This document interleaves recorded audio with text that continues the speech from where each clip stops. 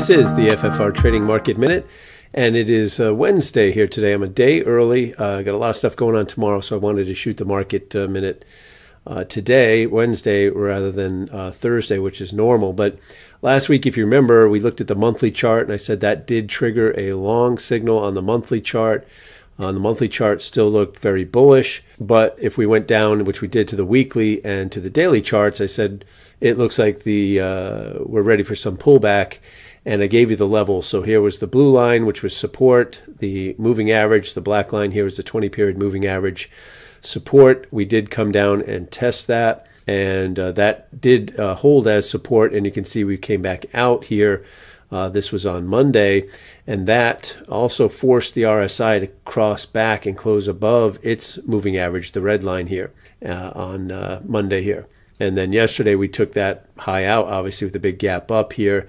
And now we are in the area. I said that we would have some big institutional, potentially, sellers up in here because this is where we saw the big institutional sellers coming in just before the crash here, and you can see that big nasty red candle. Some more here. Those are big institutions that are selling, dumping S&P, and we've come up into that area.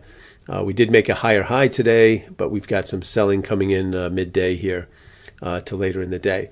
We're not overbought here, but we are in some overhead supply here. So to the downside, we do have now a gap below the market, or another one here to potentially fill. So that would be a target on the downside on a pullback here. And then you've got the same levels that we had, your moving average support and this support level here. So we could get pullbacks to these levels, but as long as the RSI now stays above its moving average, that'll be more bullish.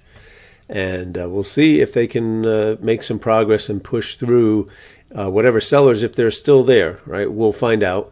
But we are only less than 1% now, or I guess after the pullback this morning, probably about 1% now away from the S&P making new all-time highs here.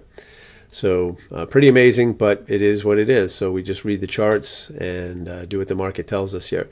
Economic data set for release. Tuesday, we've got ISM manufacturing PMI. Wednesday's ADP employment change. Thursday, average hourly earnings and non-farm payrolls at 8:30. And then finally, ISM services PMI. And of course, we'll be off for the holiday, July 4th on Friday. Hope that helps. Have a great rest of your trading week. We'll see you back next week in the FFR Trading Market Minute.